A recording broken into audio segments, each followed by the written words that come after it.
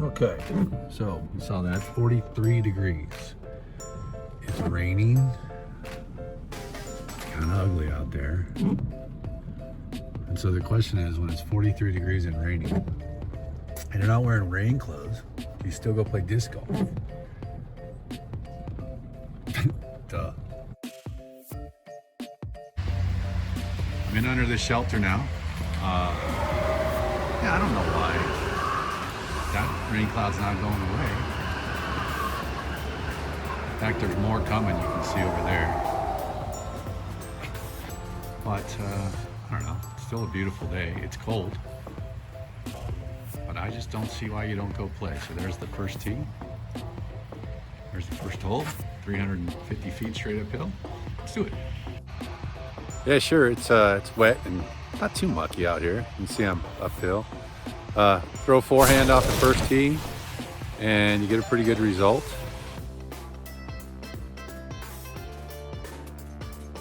All right, I'm even after two. Just walked up to the third tee. I'm looking over at that thunderstorm, or it's not a thunderstorm, it's just a rainstorm that's coming in here. It doesn't look too inviting, but hopefully I can get to the canopies or the shelters on the fourth hole before that hits. I see it hitting a lake already, so here I go.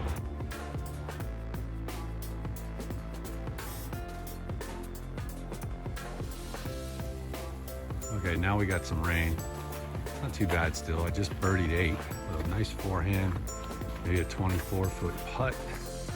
That was sweet. Now, I threw another forehand here. This is only like 230 downhill, so if you get your forehand, it can go a long way. I think I might have. Oh, there it is. That's pretty good, actually. That's probably circle 1. And I think I have a gap. The hex. What do you think? Heck yeah. I probably can't. I don't have a tripod, so I'm gonna have to put the camera down. See it there, just laying in the basket. Of course, I hyzered it in the right side, bounce to the left. All good. 2 down now after the front 9 in the rain. Sweet.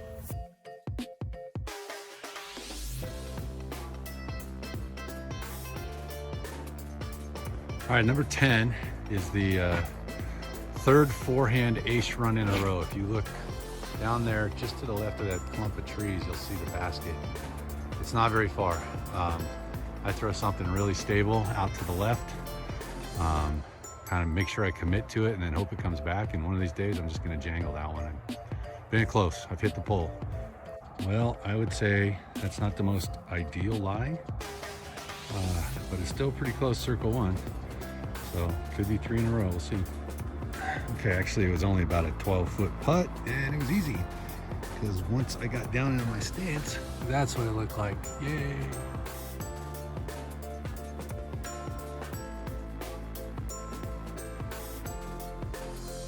Okay, this is, so I got 3 birdies in a row. I'm on the 11th hole. The rain it's just a little bit, but every once in a while you see a nice blue sky, so definitely worth coming out here. It is cold, it's probably low 40s, but that's, I don't know, man. I'm dressed in a flannel and a long sleeve shirt and some Carhartt pants and I'm fine. With a blue sky. Okay, there is the 10th hole. This is again a short one, maybe 225, yeah, 226 straight uphill. You know, you can throw anything here, anything you're comfortable with, as long as you don't want to go too far. So the whole thing is don't go in the bushes behind it, otherwise it's a pretty easy birdie. Did I say pretty easy birdie? Yeah, of course I just pulled out the wrong disc. And after throwing 3 forehands in a row. No, 4 forehands in a row. Yeah, I threw it back in. And I just yanked it straight into this tree. Sweet. Okay, so there's the basket. There's the forehand I threw right there.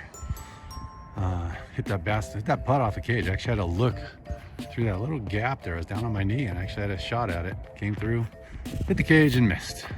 But that forehand would have been good. Oh well.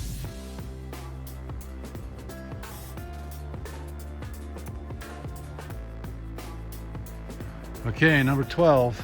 Another not very long one, maybe 230, 240, something like that downhill. Basket's tucked in behind the trees there, but this is yet another forehand for me.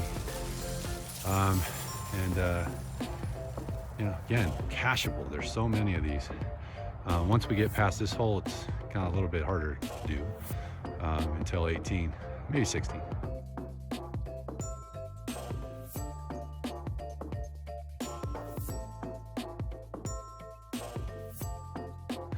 All right, I just threw a terrible tee shot on 12. A forehand went right into the bushes, and I had to throw a crazy elevator zone forehand.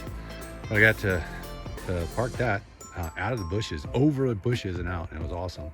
So that's cool. So now 13, about a 300 footer uphill, and there's a lot of crap that you got to miss, but it's still, once you get past that bush up there, kind of the picture here, you're free and clear for a circle 2 or circle 1 putt.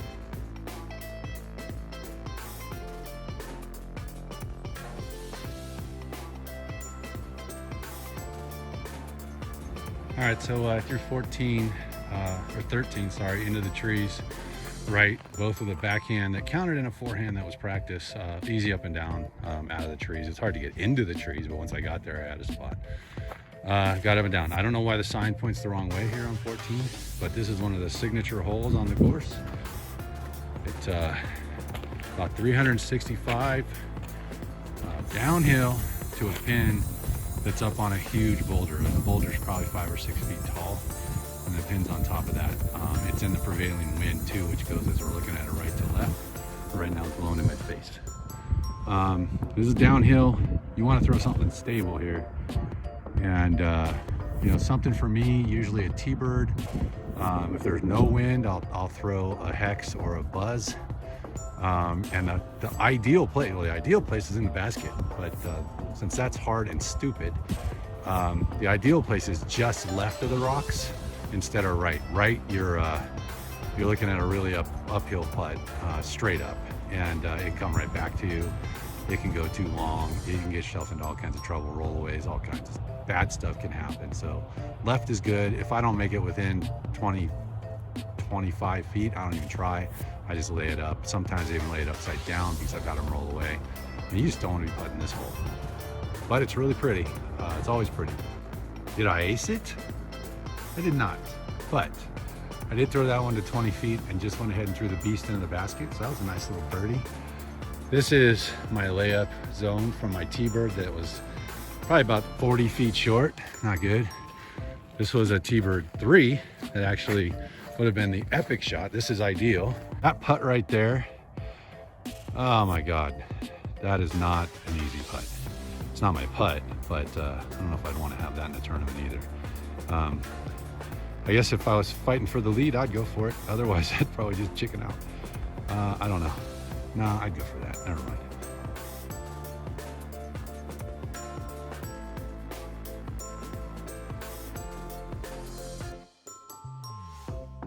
$15, 408. It is usually playing straight into the wind. There's no wind today, so I could actually throw something, you know, pretty flippy on hyzer flip. Try to flex. You notice right now that the sun over there is trying to get out.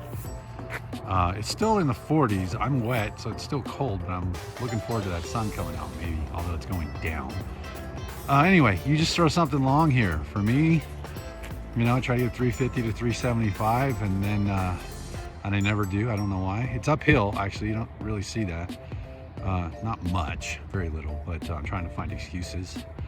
And the tree right in the middle, you want to be either left or right. I prefer left of that, so that you have a shot. It's a long shot, usually 80 to 100 feet for me. I don't know why.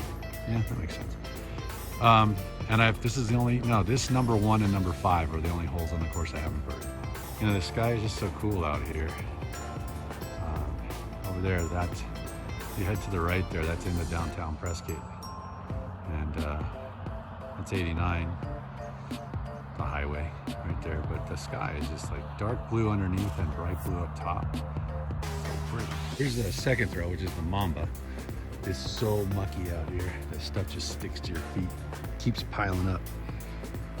So there's the shot. It's to the left of the tree like I wanted to be. And about 80 to 100 feet, like I said. And the Grace is right there. I don't know if you can see her. Oh yeah, Gracie. There There it is. All right, forehand zone up shot, flashed it, but missed. Still no birdies on this hole for me.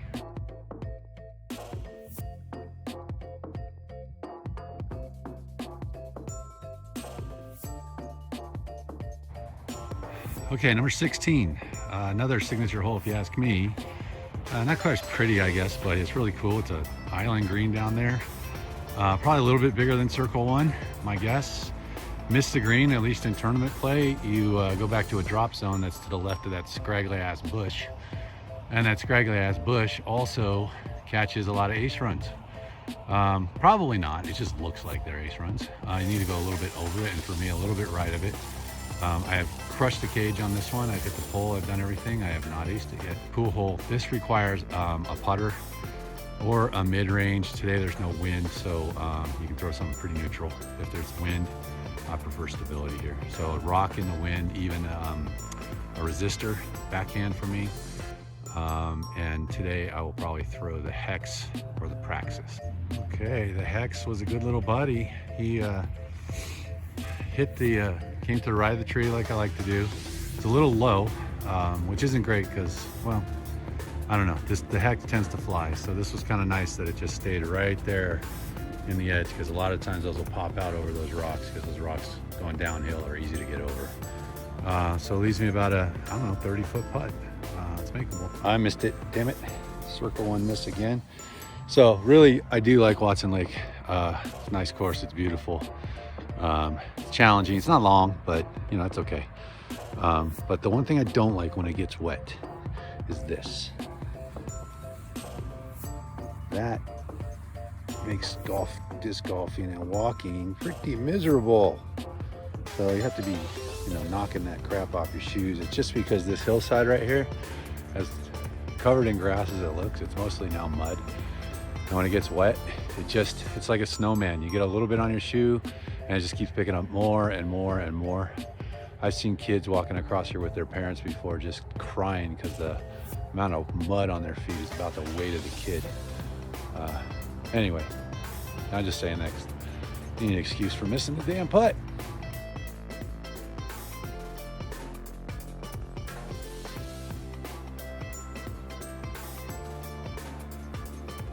Okay, hole number 17, sorry. It's uphill, it says 264 there. That is for a pin that's over there on the left. This pin's actually farther up on the right. I'm guessing it's over 300. Definitely plays over 300 up the hill. So you gotta, you know, throw some, I throw something backhand flex, something, you know, that'll turn over and glide like a shrike. I'm interested in seeing what, you know, the biggest bombers can throw here. Probably get up there with something fairway driver, even mid-range, but I like something that glides. So it's wide open out to the right, plenty of room. So, you know, better to miss it right than anywhere, but I don't think I birdied this pin. Definitely I birdied that one. Yeah, I threw that one way too high. So it just died out, faded left. I was trying to flex it. Usually when I flex it, it'll get over there into close to circle one. I just threw this one up in the air. I'm getting tired.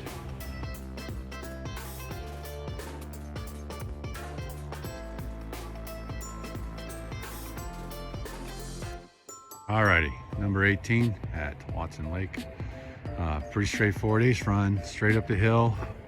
Not a very steep hill, but it is uphill. So I have trouble getting a putter there, even though it's only 248. I can do it with a praxis and maybe a fierce, but it's too much effort, so I just throw the hex or the buzz. Again, have hit this post and this basket quite a few times, but never gone in. All right, we're back for a second on the 18th tee. And the reason is because I'm actually clean on this round, which is weird because I don't usually play clean here at all, but it's an island green. Tournament play, it's an island. You got to hit it or you're going to a drop zone. So I need to hit the island. So I really feel like doing one of Kenny's live reveals here.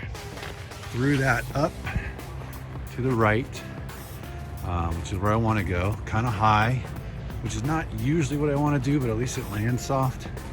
And so I never, you know, sometimes here I'm like, go in. I wasn't really saying go in. I was hoping it was long enough to get there because it was high, but it felt like I got enough of it. The hex, which for me used to be a little bit neutral to stable.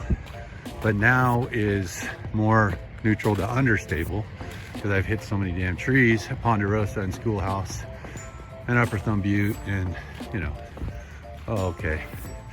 This live reveal is not nearly as exciting as Kent's. Yeah, I parked it. That's pretty cool. So I have my first clean round at Watson Lake. Never done that before. I don't know the score because I don't look at the scores on UDisc, but I bet you I'm gonna make a birdie here. Here, live action. Hell yeah. All right, that's it. I'll tell you my score in a bit.